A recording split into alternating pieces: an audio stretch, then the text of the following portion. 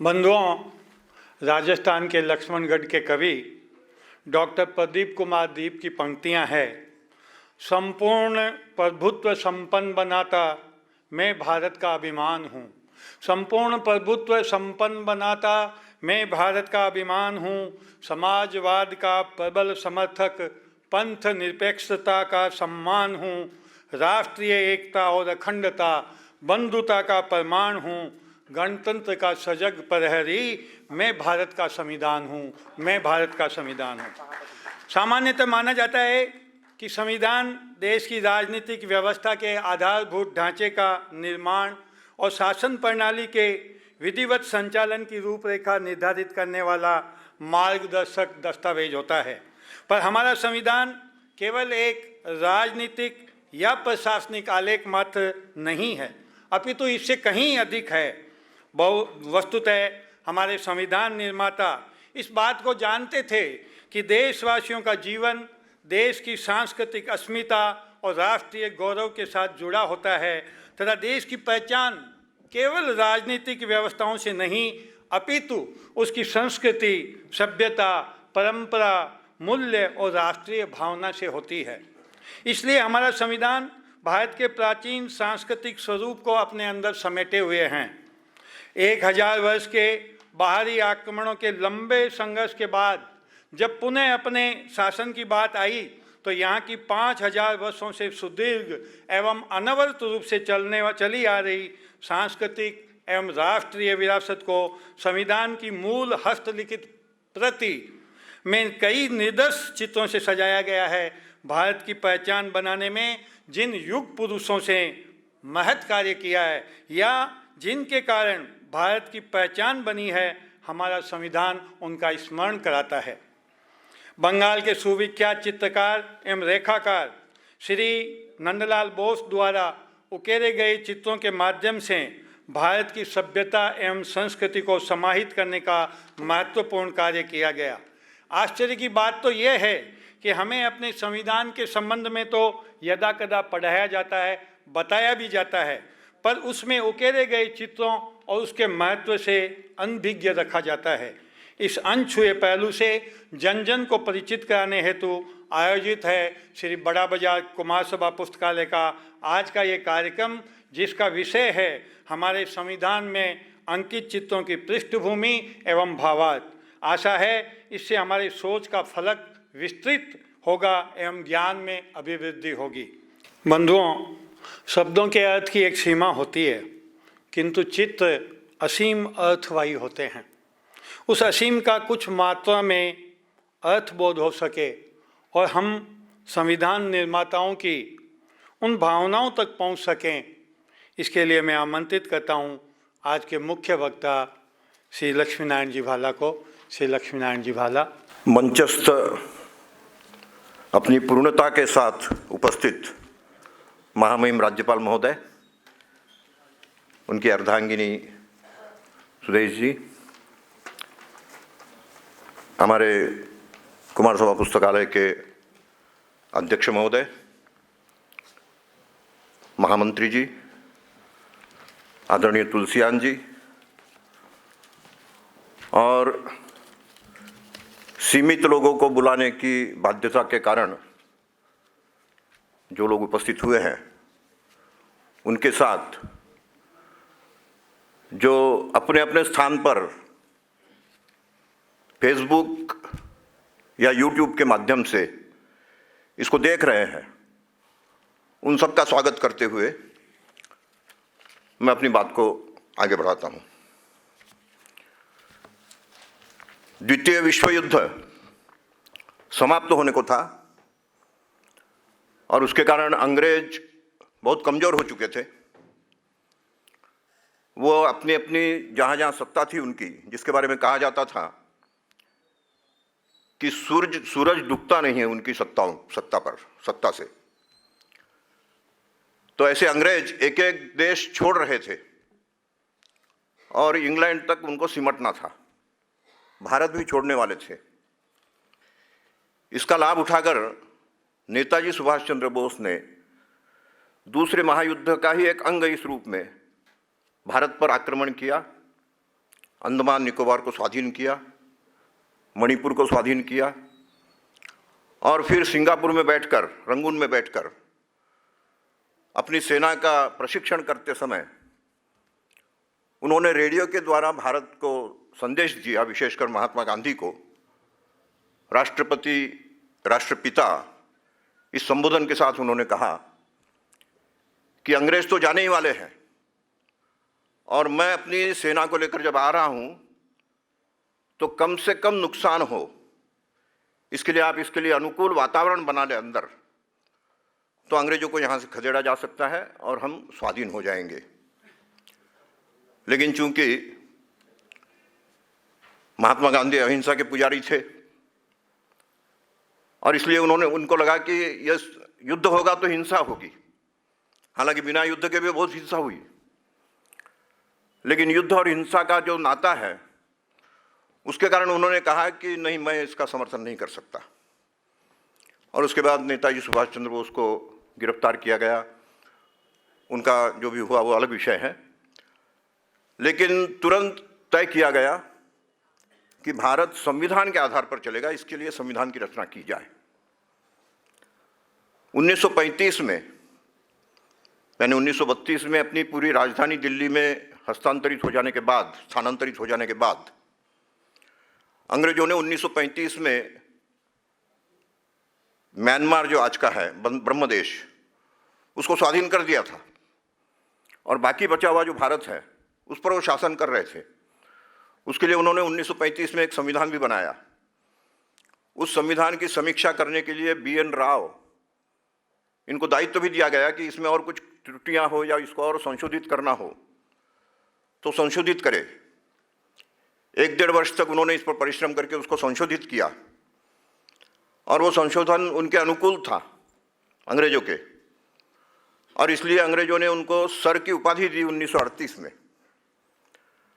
और फिर जब ये बात आई कि इंग्लैंड अब कमज़ोर हो रहा है और यहाँ से भारत छोड़कर उनको जाना ही होगा, तब उन्होंने ये योजना बना ली कि भारत को हम ऐसे नहीं छोड़ेंगे जैसे इसको अलग कर दिया है ब्रह्मदेश को, उसी प्रकार भारत का भी विभाजन हो जाए, क्योंकि यहाँ 2 बड़ी कौमें हैं। मुगलों ने राज किया था, वो भी कह रहे हैं कि हमें अपना हिस्सा मिलना चाहिए और इसलिए दोनों को अपना अपना हिस्सा देकर तब हम यहाँ से जाएंगे। और उन्होंने जून 1948,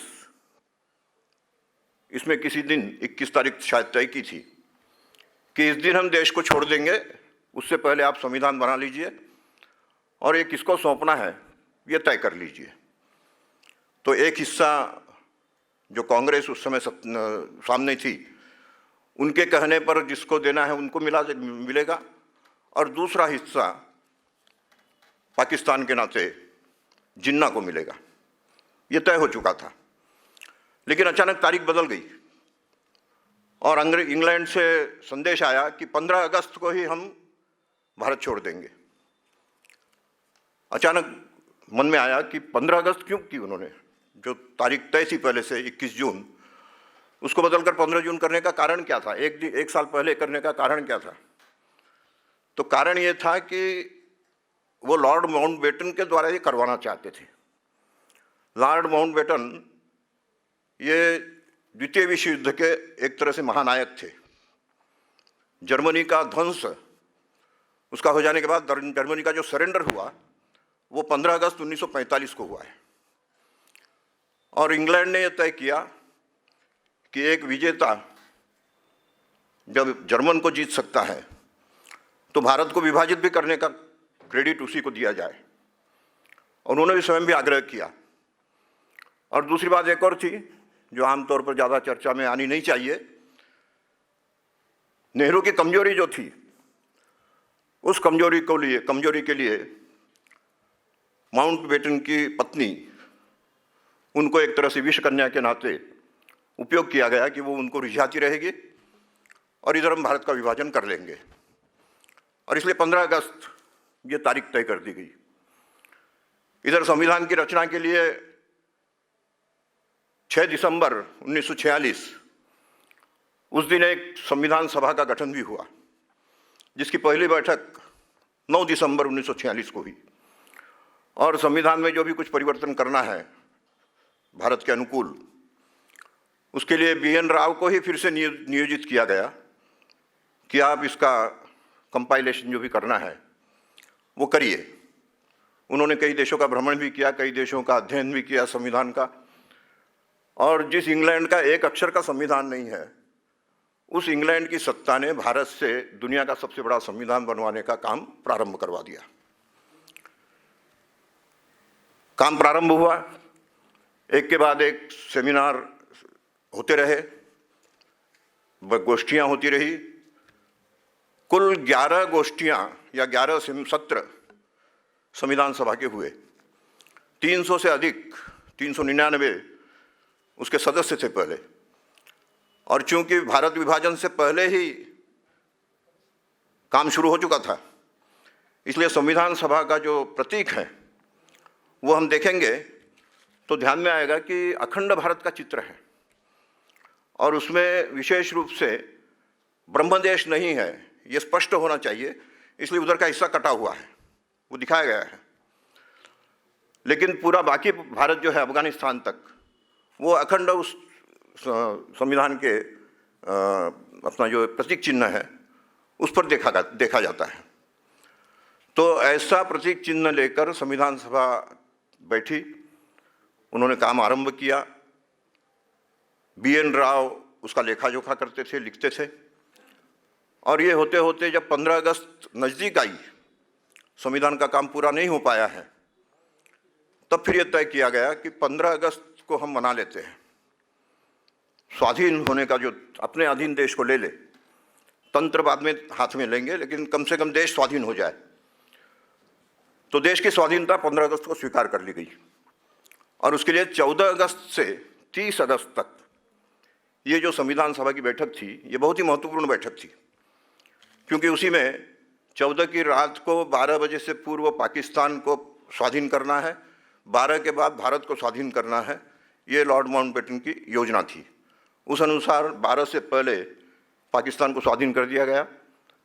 12 के बाद पूरा देश सोया हुआ था, उसी में सत्ता का हस्तांतरण हुआ, और दूसरे दिन 15 तारीख को सुबह 8 बजे या 9 बजे से इसका उत्सव मनाया गया।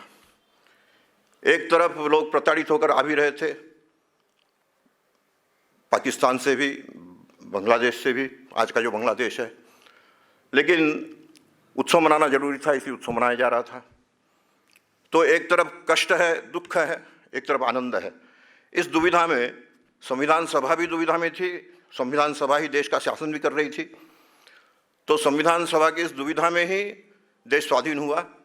संविधान पूरी तरह से रचना हुई ही नहीं थी, लेकिन मानस बदल चुका था कि अब हम स्वाधीन हो चुके हैं।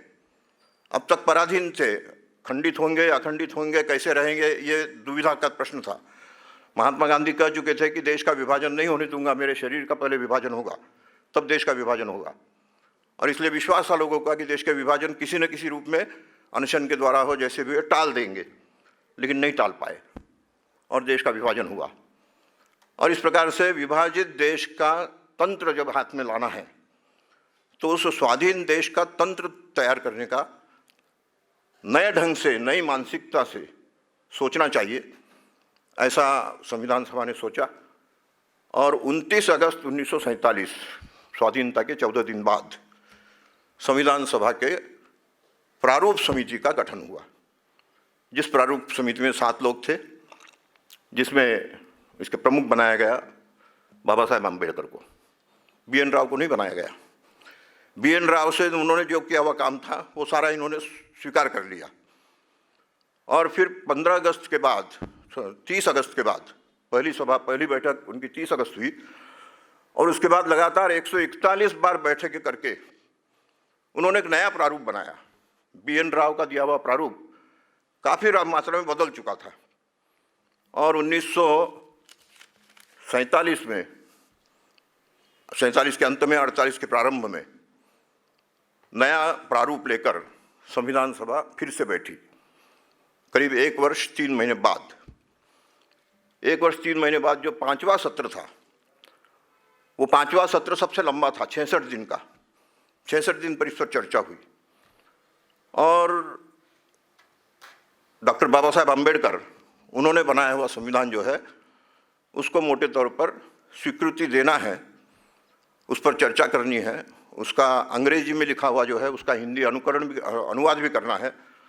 तो अनुवाद करने का काम मध्य प्रदेश के उस समय के जो अध्यक्ष थे CPN बेरार विधानसभा के, घनश्याम सिंह गुप्ता, उनकी अध्यक्षता में 7 लोगों की एक कमेटी बनाई जो हिंदी में इसका अनुवाद करेगी। साथ ही साथ डॉक्टर राजेंद्र प्रसाद, उनकी इच्छा ये थी कि मेरी अध्यक्षता में जब हो रहा है तो मुझे तो पूरे देश की सोचनी है, और इसलिए बाकी भाषाओं में भी जब अनुवाद होगा उस समय कुछ टर्मिनोलॉजी एक ही प्रकार की हो, अलग अलग भाषा में अलग अलग टर्मिनोलॉजी न हो, कानूनी शब्द जो है। तो इसलिए 41 लोगों की एक और कमेटी बनाई गई जो बहुभाषा ऐसे भाषाविदों की कमेटी थी, और उनके जिम्मे ये काम दिया था कि संविधान का पूरा ट्रांसलेशन तो बाद में होगा, लेकिन कम से कम कुछ शब्दों का ट्रांसलेशन और उसकी स्वीकृति ये हो जाए। और इस प्रकार से वो स्वीकृति का काम भी चलता रहा, अनुवाद भी चलता रहा, और इधर चर्चाएं भी होती रही, और इस प्रकार से एक के बाद एक संविधान के प्रारूप को फाइनलाइज करते हुए वो आगे बढ़ते गए। और अंततः ये तय हुआ कि 26 नवंबर 1949 उस दिन संविधान को हम आत्मसात करेंगे, उसको आत्मार्पित करेंगे, और उसी हिसाब से सारी तैयारियां हुई। और 26 नवंबर 1949 को संविधान स्वीकृत कर लिया गया।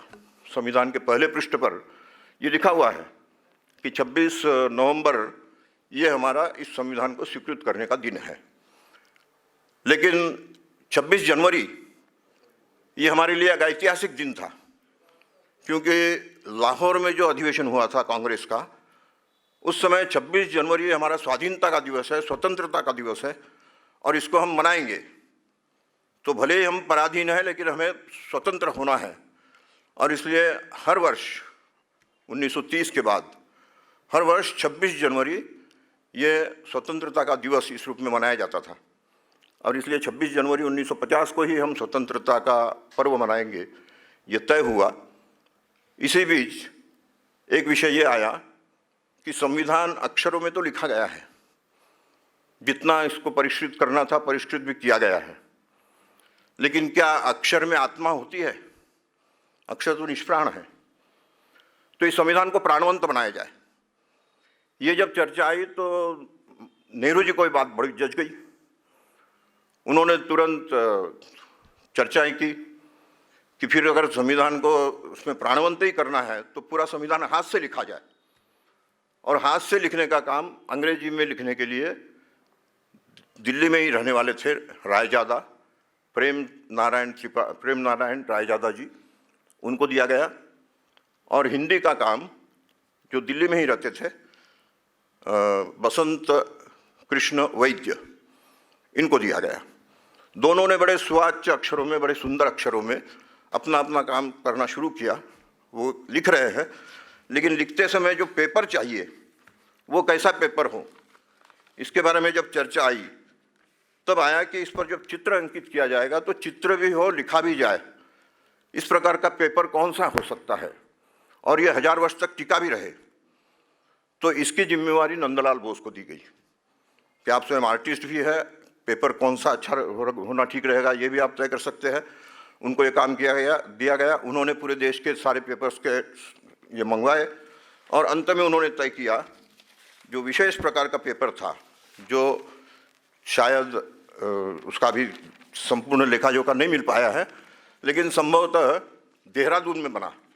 और देहरादून का हैंडमेड पेपर इतनी बड़ी साइज़ का 18 इंच बाय 23 इंच, इस साइज़ का पेपर तय किया गया।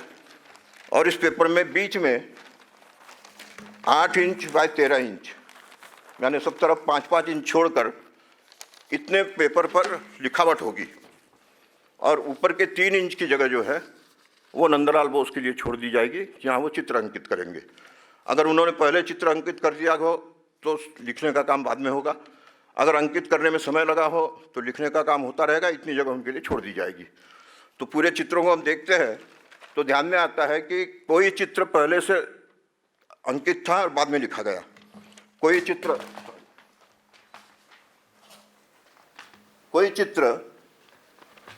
लिखने के बाद बनाया गया। तो गहराई से देखेंगे तो ध्यान में आएगा, लेकिन इतनी जगह उनके लिए छोड़ दी गई थी और यहाँ से अंग्रेजी और हिंदी दोनों भी अपनी अपनी जगह बैठकर लिख रहे थे। और इसका पूरा संचालन जो है वो स्वयं बाबा साहेब अम्बेडकर, क्योंकि इसका स्पिरिट बदलना नहीं चाहिए, जिस भाव से ये संविधान लिखा गया है उस भाव का प्रकटीकरण इस चित्रों के द्वारा होना चाहिए, ये उनके मन में था। इसलिए नंदलाल बोस से भी वो चर्चा करते थे, जो लिखते थे उनसे भी चर्चा करते थे और उनको एक प्रकार से संविधान के साथ आत्मीय रूप से जोड़ने का काम ये बाबा साहेब अम्बेडकर करते रहे। और उसमें हम देखते हैं कि बड़े सुंदर ढंग से इसको सजाया गया। मुख्य पृष्ठ जो है वो अभी सबकी आंखों के सामने है। भारत का संविधान ये हिंदी वाला है, इसी तरह से अंग्रेजी का भी इसी डिज़ाइन में बना हुआ है, केवल कॉन्स्टिट्यूशन ऑफ इंडिया ये लिखा है। इसके बाद क्या हुआ? हाँ, इसके बाद उसका जो उद्देश्य का भी डिज़ाइन एक ही तरह की है दोनों में, और शुरुआत अंग्रेजी की हिंदी की एक ही प्रकार से, हम भारत के लोग, we the people of India, और इस प्रकार से वो पूरा संविधान का प्रारूप, ये जिसको कहा जाए प्रस्तावना, वो लिखी गई है। इसकी अधिक व्याख्या करने की भी आवश्यकता नहीं है। उसके बाद पहला जो चैप्टर है उस पर हम देखेंगे तो आश्चर्य होगा कि मोहनजोदारो का प्रतीक चिन्ह वो इसमें दिया गया है। तो मोहनजोदारो तो विखंडित भारत में, खंडित भारत में नहीं है, अब पाकिस्तान में जा चुका है, फिर भी इसको क्यों दिया गया? तो मतलब स्पष्ट है कि संविधान निर्माताओं की भी और नंदलाल बोस की भी यही इच्छा थी कि ये, जैसे कि श्री अरविंद ने कहा है कि विभाजन इट्स ए टेम्पररी फेज, असल में तो भारत को अगर आगे बढ़ना है तो अखंड ही रहना होगा। इसलिए सांस्कृतिक दृष्टि से हम भारत को अखंड मानते हैं, भले ही राजनीतिक दृष्टि से इसका विभाजन हुआ हो, लेकिन हम भारत को अखंड मानते हैं और इसलिए वहाँ का एक प्रतीक चिन्ह हम लेते हैं। इस प्रतीक चिन्ह को लिया गया और इसका विषय जो है भारत की सीमाएं, भारत की सीमाओं पर इसका चित्रित होना, इसका मतलब स्पष्ट है कि अखंड भारत की हम चाहना करते हैं। इसके बाद जो आता है चित्र वो है गुरुकुल का। गुरुकुल में प्राकृतिक दृश्य है, गुरु बैठे हैं, शिष्य पढ़ाई कर रहे हैं, यज्ञ भी हो रहा है, कई प्रकार के चित्र हैं। तो विषय है नागरिकत्व। तो नागरिकत्व के साथ इसका क्या संबंध? इस पर जब मैंने सोचा, इसकी और थोड़ी पृष्ठभूमि में जाऊंगा मैं। आज से कोई 5 साल पहले जब मेरे जिम्मे हिंदुस्तान समाचार का काम था, उस समय हमारे हिंदुस्तान समाचार के तत्कालीन महाप्रबंधक डॉक्टर अमित जैन, वो एक मोटी सी पुस्तक ऐसी अंग्रेजी की, वो मुझे देने के लिए ले आए और मुझे उन्होंने भेंट की। मैं कहने लगा कि इतनी बड़ी पुस्तक क्या चीज़ है ये? बोले नहीं, भारत का संविधान है। तो इतना बड़ा क्यों? तो हाथ से लिखा हुआ है। अच्छा, तो हाथ से लिखा है तो ऐसी लिखावट इतनी अच्छी, बिना काट छाँट के इतने सुंदर ढंग से लिखा गया है, जिसकी फ़ोटोकॉपी है वो। तो ये देखकर मुझे बड़ा आश्चर्य हुआ। उसके बाद जब मैंने देखा कि हर चैप्टर पर कोई ना कोई चित्र है, तो ये चित्र जो है ये कोई विशेष अर्थ रखते हैं या केवल डेकोरेशन किया गया है? तो मुझे उसमें से कुछ अर्थ मिला। मैं स्वयं भी चित्रकला का छात्र हूँ और इसलिए चित्रकला के पीछे चित्रकार की क्या भावना हो सकती है, ये थोड़ी बहुत समझ होने के कारण मेरे ध्यान में आया कि नागरिक कैसा हो, उसके नियम तो संविधान में बना दिए गए, लेकिन ऐसा नागरिक बनेगा कैसे, ये नंदलाल बोस बता रहे हैं। नंदलाल बोस ने कहा कि उसको अच्छी शिक्षा दीजिए, अच्छे संस्कार दीजिए, तब ये नागरिक बनेगा। अच्छी शिक्षा और अच्छे संस्कार के प्रतीक के नाते या स्थान के नाते हम कह सकते हैं कि गुरुकुल से बढ़कर कोई शिक्षा हो नहीं सकती। और इसलिए गुरुकुल का चित्र ये देकर उन्होंने स्पष्ट कर दिया कि संविधान के नागरिकत्व की अगर रक्षा करनी है तो गुरुकुल की शिक्षा का विस्तार करिए। उसके बाद हम आगे बढ़ेंगे।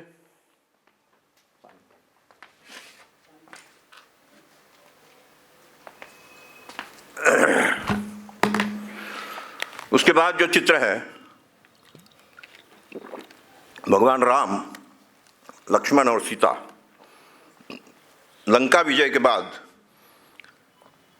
प्रश्न आया कि अब अयोध्या जाना है।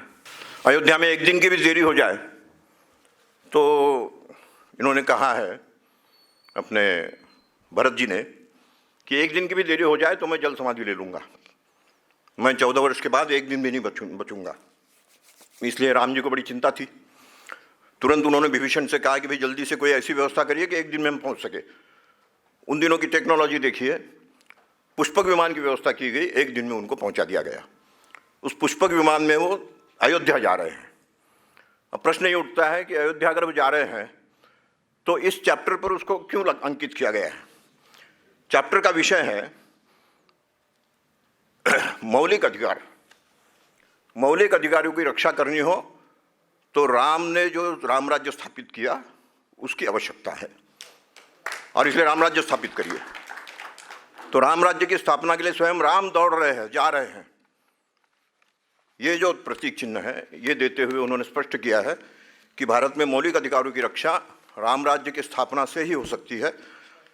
संक्षिप्त में अगर कहें तो हर चित्र उस विषय का या तो स्रोत है, इनिशिएटिव जहाँ से होता है, और या उसका परिणाम है।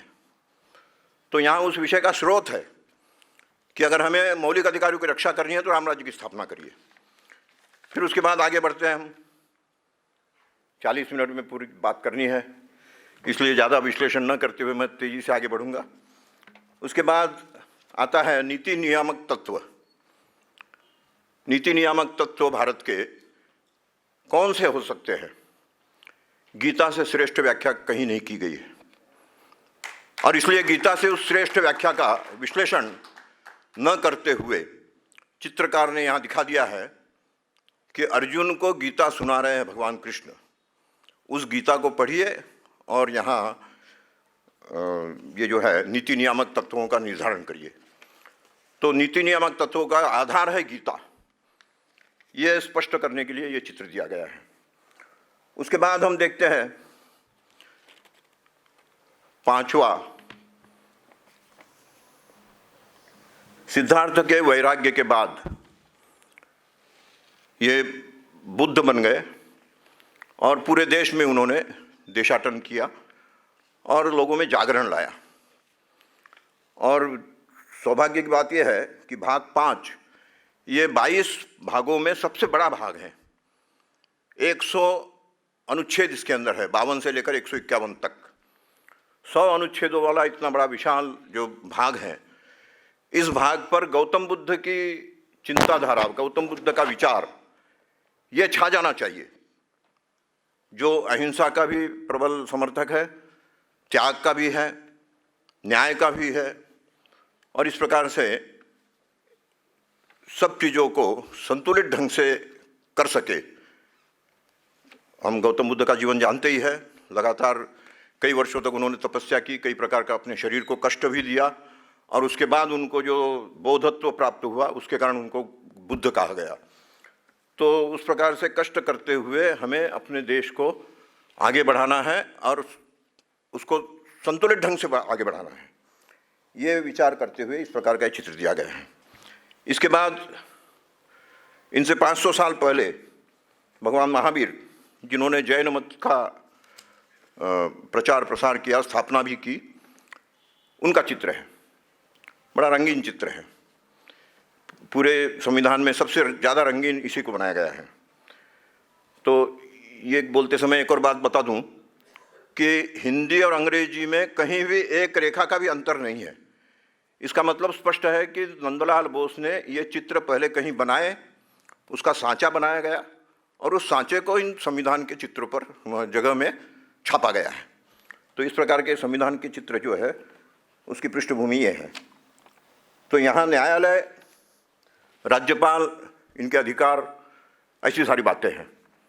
तो इस विषय में जैन मत पंथ जो है वो जितना परिष्कृत है उतना परिष्कृत और कोई मत हो नहीं सकता, ऐसा नंदलाल बोस का मानना होने के कारण उन्होंने ये चित्र वहाँ दिया है। उसके बाद हम देखेंगे सातवां अनुच्छेद बड़ा कॉम्प्लिकेटेड है, लेकिन उसका वर्णन लिखा गया है कि ये मौर्य काल का एक चित्र है। और मौर्य काल के इस चित्र में क्या है, तो पुरुष अपने काम में मग्न है, महिलाएं आनंद से घूम फिर रही है, और महिलाओं का ऊर्ध्व वस्त्र नहीं है, लेकिन उसके बाद भी पुरुषों के मन में किसी प्रकार का विकार नहीं है। तो निर्विकार होकर अपने काम में लगे हुए पुरुष और निर्भय होकर विचरण करने वाली महिलाएं, ये जो देश था वो था मौर्य काल। ऐसा मौर्य काल जैसा देश हमें चाहिए, ये दिखाने के लिए ये चित्र यहाँ बनाया गया। और इस चित्र में प्रांत रचना कैसी हो, ये विषय दिया गया था। तो प्रांत रचना होने का मतलब ये है कि ये विषय हर प्रांत में स्थापित होना चाहिए। इसी प्रकार की निर्भयता और इसी प्रकार की संपन्नता ये हर प्रांत में फैलनी चाहिए। संयोग एक ऐसा है कि 7वें इस चैप्टर का संशोधन हुआ, 7वां ही संशोधन था, वो 7 वर्षों बाद ही हुआ, और उस संशोधन के कारण ये वास्तव में पूरा निरस्त हो गया, केवल उसका एक हिस्सा बचा। और निरस्त होने का कारण ये था कि 1956 में देश में एक आंदोलन खड़ा हुआ कि हम जो तेलंगाना, कर्नाटक, चारों प्रांत दक्षिण भारत के एक ही साथ समाहित है, और मद्रास ये उसके हेडक्वार्टर है, मद्रास के रहने वालों की भाषा तमिल है, तो बाकी प्रांतों में, तो बाकी क्षेत्रों में तमिल नहीं है। तो सबसे पहले आंदोलन तेलुगु भाषियों ने किया कि हमारा प्रांत के अनुसार, भाषा के अनुसार प्रांत किया जाए, और उसमें कुछ बलिदान भी हुए, बड़ा दबाव आया, और अंततः संविधान सभा को मानना पड़ा कि प्रांत रचना भाषा के अनुसार होगी। और भाषा के अनुसार प्रांत रचना का पहला उदाहरण बन गया तेलुगु, आज का तेलंगाना और आंध्र दोनों मिलकर, उस समय केवल आंध्र था। और उसके बाद फिर कर्नाटक अलग हुआ, केरल अलग हुआ, फिर महाराष्ट्र से गुजरात अलग हुआ, फिर उधर पूर्वोत्तर में जाते हैं तो पूर्वोत्तर में भी अलग अलग राज्य बने। भाषा के अनुसार प्रांत रचना ये 1956 के बाद इस संविधान में जो परिवर्तन लाया गया उसके बाद हुआ। तो ये विषय यही था कि प्रांत रचना चाहे जैसी हो, लेकिन उसमें निर्भयता और संपन्नता। उसके बाद का चित्र जो है, जो कोई देखता है झट से कहता है हनुमान जी है। मैंने देखा, सोचने लगा हनुमान जी है तो गदा कहाँ है? गदा तो नहीं हाथ में। दूम कहाँ है? दूम भी नहीं है। जब दूम भी नहीं है, गदा भी नहीं है, तो फिर हनुमान जी कैसे हुए? और इसलिए खोजबीन की कि ये चित्र कहाँ से आया था। तो जानकारी जो मिली, उस जानकारी के आधार पर ये स्पष्ट हुआ कि ये वास्तव में कुबेर का चित्र है। कुबेर छलांग लगा रहे हैं। फिर प्रश्न आया कि कुबेर क्यों छलांग लगा रहे हैं? तो उनके जीवन को पढ़ने के बाद ध्यान में आया कि कुबेर इनके हनुमान जी के बड़े भक्त थे, और हनुमान जी की कार्यशैली उनको बड़ी पसंद थी। उस कार्यशैली का महत्वपूर्ण भाग क्या था कि वो रिस्क लेकर काम करते थे, खतरा मोल लेकर काम करते थे, बिना परवाह के काम करते थे। तो भारत को भी अगर आर्थिक उन्नयन करना हो तो खतरा मोल लेकर कुछ नीतियां बनानी पड़ेगी, आर्थिक क्रांति जिसको कहा जाए। तो आर्थिक क्रांति लानी है तो हमें कुबेर ने जिस प्रकार छलांग लगाई है उस प्रकार की छलांग लगाकर ही देश को हम आगे बढ़ा सकेंगे। और आज हम देख ही रहे हैं, नोटबंदी को लेकर बड़ा हंगामा मचा है, लेकिन ये क्रांति का ही एक हिस्सा है। जो क्रांति पिछले 70 वर्षों में नहीं हो पाई, वो अब होने जा रही है, ये हम देख रहे हैं। उसके बाद विक्रमादित्य का दरबार। विक्रमादित्य के बारे में हम जानते ही हैं कि विक्रमादित्य के आसन पर जो बैठ जाए वो न्याय ही करेगा, ये मान्यता रही है। और इसलिए न्याय व्यवस्था की दृष्टि से प्रशासन और न्याय व्यवस्था, नगर पालिका, पंचायत तक किस प्रकार की हो, तो उसका प्रतीक चिन्ह है विक्रमादित्य का दरबार। इस प्रकार से विक्रमादित्य के दरबार का यहाँ देते हुए फिर ये आगे बढ़ते हैं कि अब देश में छोटी छोटी इकाइयाँ बनेगी, छोटी छोटी इकाइयों को संभालना है, लेकिन वो शिक्षा से वंचित न हो, और इसलिए शिक्षा का भी विस्तार होना चाहिए।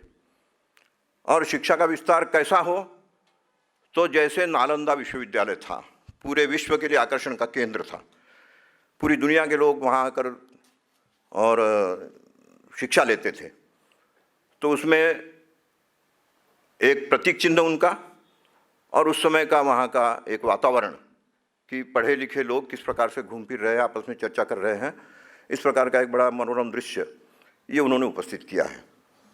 और इस प्रकार ये अनुसूचित जाति जनजाति तक भी शिक्षा पहुँचे, ये उस चैप्टर का विषय है। उसके बाद आता है अश्वमेध यज्ञ। हम सभी जानते हैं कि घोड़ा छोड़ दिया जाता था, उसके साथ सेना जाती थी और एक एक राज्य को जीतते थे, लेकिन जीता हुआ राज्य उनका गुलाम नहीं होता था, स्वाधीन रूप से काम करे, उनकी छत्रछाया आप पर है, ये उनको आश्वासन दिया जाता था। केंद्र की छत्रछाया में राज्य पले पोसे, इस प्रकार की जो व्यवस्था है, ये व्यवस्था राज्य रचना के साथ केंद्र राज्य संपर्क ये कैसे हो, उसको दर्शाते हुए चिन्ह है कि केंद्र मजबूत होगा लेकिन राज्य भी सुरक्षित होगा उनकी छत्रछाया में। तो इस प्रकार अगला चित्र हम जाएंगे, नटराज और स्वस्तिक। मैं जब इस पुस्तक की भूमिका, ये जो पुस्तक मैंने लिखी है हमारा संविधान भाव एवं रेखांकन, इस पर लोगों ने कहा कि संविधान के सबसे बड़े ज्ञाता डॉक्टर सुभाष काश्यप हैं, उनकी अगर इसमें भूमिका मिल जाए तो इस पुस्तक की इज्जत बढ़ेगी, सम्मान बढ़ेगा, इसलिए आप उनसे भूमिका लिखवाइए। मैंने कहा ठीक है। मैंने उनको फ़ोन किया, रिक्वेस्ट की, मिलने के लिए उन्होंने बुलाया। बुलाने के बाद उन्होंने पूछा कि संविधान पर आपने क्या लिखा है। मैंने कहा जी संविधान में जो चित्र बनाए हैं उस पर मैंने लिखा है। तो उस पर क्या लिखेंगे, वो तो डेकोरेटिव पीस है। तो ये सुनते ही मैं चौंक गया कि संविधान के ज्ञाता और वो भी यही मानते हैं कि ये केवल डेकोरेटिव पीस है, तब तो मुझे ज़रा बताना पड़ेगा। तो मैंने उनको बड़े सम्मान के साथ कहा कि सर ऐसा नहीं है, नंदलाल बोस ने निश्चित रूप से पूरा संविधान बड़े अच्छी तरह से पढ़ा है निचोड़ कर, और उसका निचोड़ एक एक भाग में क्या हो सकता है चित्रों के द्वारा, शब्दों की तो अपनी सीमा है, चित्रों के द्वारा उन्होंने उसको प्रकट किया है। बोले अच्छा कैसे बताइए। तो मैंने 2-4 उदाहरण बताए, और फिर जब बताया कि लेकिन इतनी सावधानी से और इतना सोच समझ कर करने के बाद भी आखिर नंदलाल बोस तो मनुष्य ही है, तो उनके हाथ से गलती भी होगी। अच्छा, और क्या गलती हुई। मैंने कहा गलती ये हुई कि उन्होंने नटराज का चित्र तो बनाया लेकिन वो खंडित हो गया। आनंद का खंडित होना ये अच्छा लक्षण नहीं माना जाता। स्वस्तिक भी बनाया लेकिन वो उल्टा हो गया, उल्टा स्वस्तिक, ये भी अशुभ है। और 12वें चैप्टर पर वो लग गया है। 12वां चैप्टर ऐसा है कि केंद्र और आंतरिक अर्थव्यवस्था, इसका सुचारू संचालन। तो आज तक हम इसका सुचारू संचालन नहीं कर पा रहे हैं, शायद उसका कारण ये हो कि ये 2 अशुभ चिन्ह इस पर लग गए हैं, असावधानी। तो ये असावधानी कैसे, पहले तो उनको विश्वास नहीं हुआ, उन्होंने कहा कि नहीं नहीं ऐसे कैसे हो सकता है, इतना जब सोच समझ कर उन्होंने किया है तो इतनी बड़ी गलती करेंगे। मैंने कहा नहीं, मैं उनको दोष नहीं दे रहा हूँ, लेकिन किसी कारण से उनके हाथ से गलती हो गई, क्योंकि उनके सहयोगी कई थे। अब किस सहयोगी को उन्होंने ये काम दिया होगा और उसने किस तरह से उसको किया होगा, तो गलती हो गई। और क्या गलती हुई, जरा मुझे दिखाइए। तो मैंने उनके घर में जो संविधान पड़ा था वो उठाकर दिखाया। देखने के बाद वो अचंभित हो गए और कहने लगे कि 70 साल से हम इस पर काम कर रहे हैं, आज तक किसी के नज़रों में नहीं आया, आपने तो कमाल कर दी, आपकी इसकी भूमिका मैं लिख दूंगा। यानी मेरी पूरी टेस्ट लेने के बाद उन्होंने ये भूमिका लिखी है। तो ये क्यों हुआ होगा, तो मैं गहराई में इसमें जाने के मैंने प्रयास किया, तो ध्यान में आया कि ये तो सांचे बनाए गए थे, तो नटराज का सांचा बनाया गया, जगह दी गई थी केवल 3 इंच ऊपर, लेकिन सांचा ये बड़ा बन गया। तो ये सीमा लांघते हुए नीचे भी और ऊपर भी थोड़ा सीमा से बाहर चला गया। ये जो सीमा निर्धारित की गई थी उसको फ्रेम बना दिया जाता था कि इसके अंदर लिखिए, और ये जगह छोड़ दी जाती थी। तो इस जगह से बाहर वो आ गया, थोड़ा इधर भी बाहर चला गया, इधर नीचे उतर गया। तो अंग्रेजी में जिन्होंने लिखा है बाद में, उन्होंने इस पर ओवरलैपिंग करते हुए लिखा है। हिंदी वालों में ओवरलैप नहीं हुआ, हिंदी वालों ने अलग से लिखा है, लेकिन अंग्रेजी वालों का वाक्य बड़ा था तो उसका ओवरलैपिंग हुआ है, इसके ऊपर लिखा गया है। तो मतलब स्पष्ट है कि ये पहले छाप दिया गया है, उसके बाद लिखने के लिए दिया गया है, और उसके बाद फिर इस पर फ्रेम बनी है चारों तरफ। ये जैसे फ्रेम है, इस तरह की फ्रेम हर पृष्ठ पर बनी है। फ्रेम बनाने वाले ने इतना ध्यान नहीं रखा कि इस चित्र को खंडित नहीं करना है। फ्रेम बनानी है, उसको जगह में अपनी फ्रेम बना दी, वो खंडित हो गया। स्वस्तिक उल्टा क्यों हुआ होगा?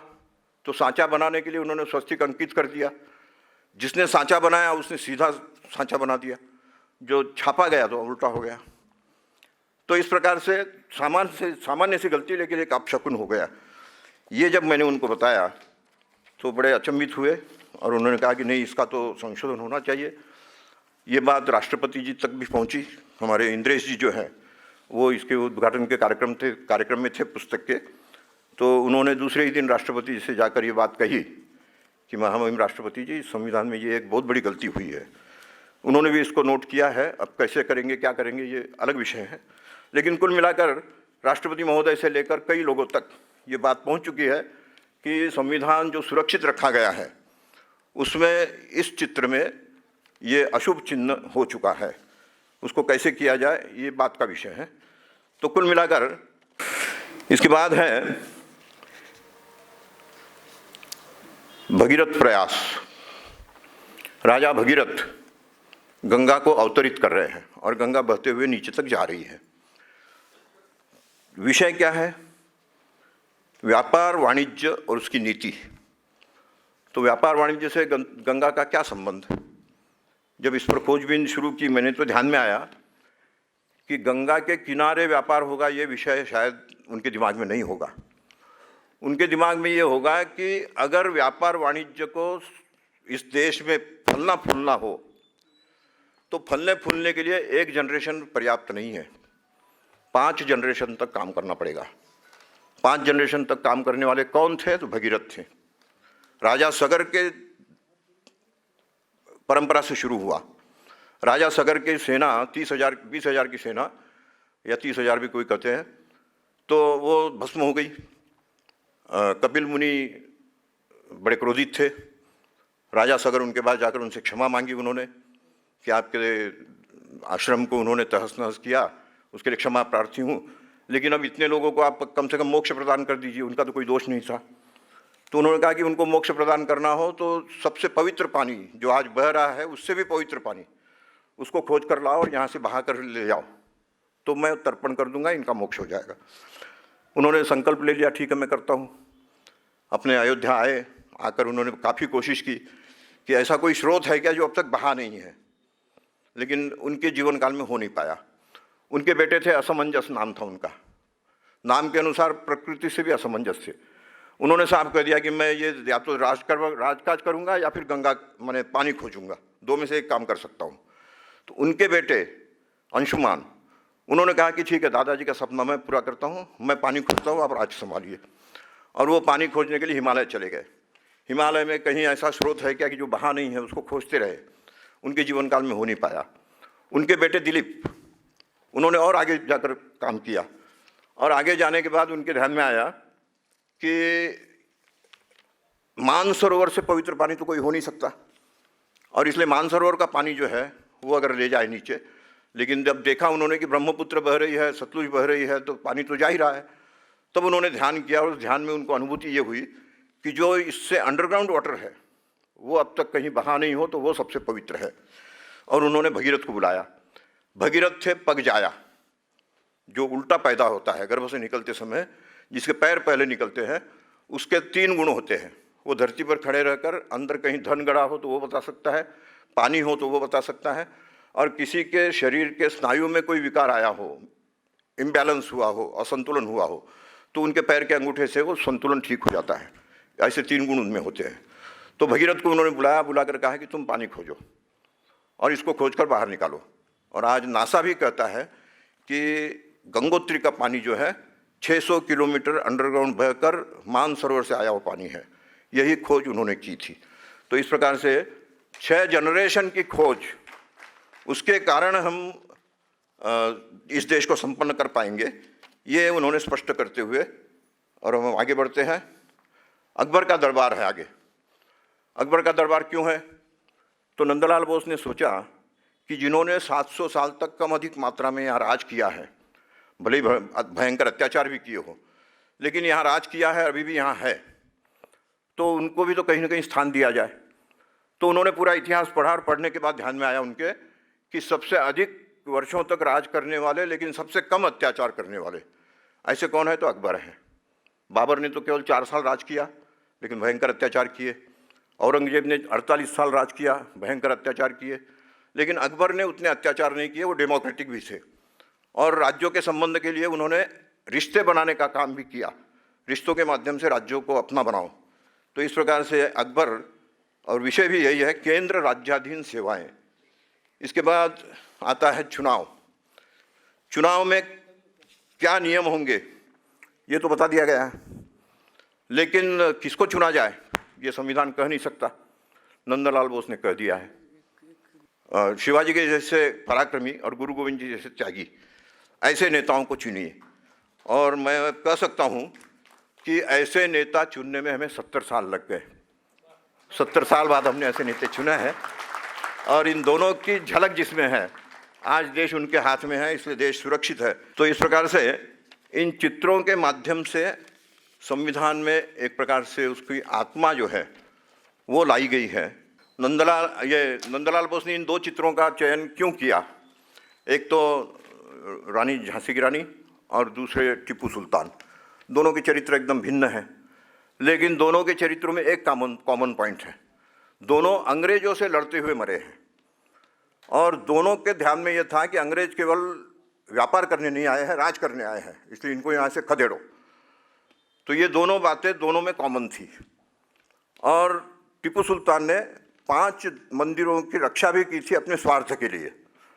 बाकी हजारों मंदिर तोड़े हैं, हजारों लोगों का धर्मांतरण किया है, लेकिन 5 मंदिरों की रक्षा भी की थी। और इसलिए 5 मंदिरों की रक्षा करने वाले और अंग्रेजों के संकट को उजागर करने वाले, इस रूप में इन दोनों का चित्र यहाँ दिया गया है। उसके बाद हम देखते हैं लाठी लेकर चलते हुए महात्मा गांधी। बड़ा प्रचलित ये चित्र है और इसका विषय है राजभाषा। तो एक गुजराती भाषी होते हुए भी राजभाषा के लिए उन्होंने बड़ा आग्रह किया कि हिंदी ही राजभाषा होनी चाहिए, इसलिए हिंदी को प्रचलित करिए। और हिंदी के लिए कई प्रकार के प्रयास उन्होंने किए। तो इस प्रकार से उनका चित्र यहाँ दिया गया है। फिर इसके बाद महात्मा गांधी को ही शांति स्थापना के लिए वो नोआखाली गए हैं, उस समय उनका जो स्वागत हुआ उसका ये चित्र है। तो नोआखाली क्यों गए और इसका विषय क्या है? तो आपातकालीन प्रबंधन। तो किसी भी नेता को किसी भी आपातकालीन प्रबंधन के लिए क्या करना होगा? तो सबसे ज़्यादा प्रभावित जो क्षेत्र है वहाँ जाकर अपनी जान जोखिम में रखकर और वहाँ पहले शांति स्थापन करिए। महात्मा गांधी ने वही किया था, और इसलिए आपातकालीन प्रबंधन के लिए महात्मा गांधी को याद करते हुए उन्होंने नोआखाली को यहाँ चित्रित किया है। हिंदू मुस्लिम सौहार्द भी है इसमें और आपातकालीन प्रबंधन भी है। उसके बाद आते हैं नेताजी। नेताजी के बारे में शुरू में मैंने कह दिया था कि नेताजी तो चाहते थे कि देश स्वाधीन हो, लेकिन अंग्रेजों के टर्म्स पे नहीं, हमारी टर्म्स पर। लेकिन अंग्रेजों की टर्म्स पर हम स्वाधीन हुए। जो भी हो, तो इनको याद करते हुए नंदलाल बोस ने इस चैप्टर का जो विषय है प्रबंधन, पूरे देश का प्रबंधन करना हो तो कैसे करे। और नेताजी सुभाष चंद्र बोस का एक बार कहीं कहा हुआ वाक्य है कि सबसे पहले 10 वर्ष तक हमें डिक्टेटरशिप से ही देश चलाना होगा और तब कहीं जाकर हम लोकतंत्र को स्थापित कर पाएंगे, ये उनका कहना था। तो वो तो हो नहीं पाया, लेकिन लोकतंत्र हमारे यहाँ स्थापित हो चुका है और लोकतंत्र का सबसे श्रेष्ठ प्रतीक इस रूप में भारत आज उदाहरण के तौर पर है। इसके बाद जो चित्र दिए हैं उसमें किसी घटना या किसी व्यक्ति का प्रसंग नहीं है। ये विषय है खुला आकाश और हिमालय, संविधान संशोधन। तो संविधान संशोधन कितना मुक्त हो। दुनिया भर के संविधानों में संविधान संशोधन का सर्वाधिक सरल तरीका ये भारत के संविधान का है। और इसलिए भारत के संविधान में संशोधन कैसे हो सकता है, तो खुले आकाश के जैसा हो सकता है। और दूसरी बात यह है कि जल, नभ और थल इन तीनों की रक्षा करनी है। इसलिए अगला चित्र इन्होंने दिया है मरुभूमि का।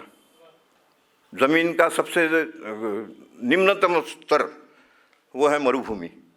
मरुभूमि तक की हमें रक्षा करनी है, वहाँ भी चलाचलन बना रहे, इसका ध्यान रखना है।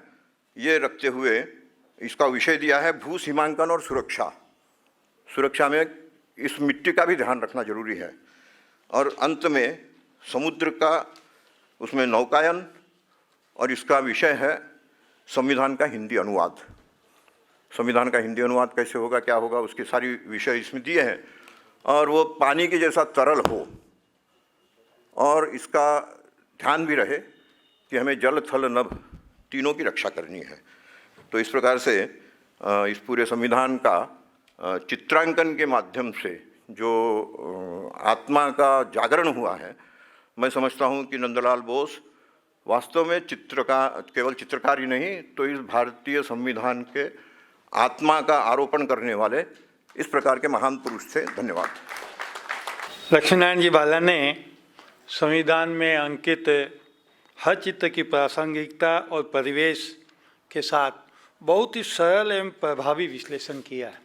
हालांकि समय कम था और इसलिए थोड़ा जल्दी हम लोगों को सुनना पड़ा। फिर भी सोचिए, अगर आप सोचिए कि अगर भारत का संविधान आज बनाना पड़े और उसमें इन चित्रों को समावेश करने की बात आए तो कितना विरोध होगा। ये विडंबना ही है कि हम भारत के संविधान की मूल भावनाओं से कहीं न कहीं दूर चले जा रहे हैं, जिसे समझने की आवश्यकता है।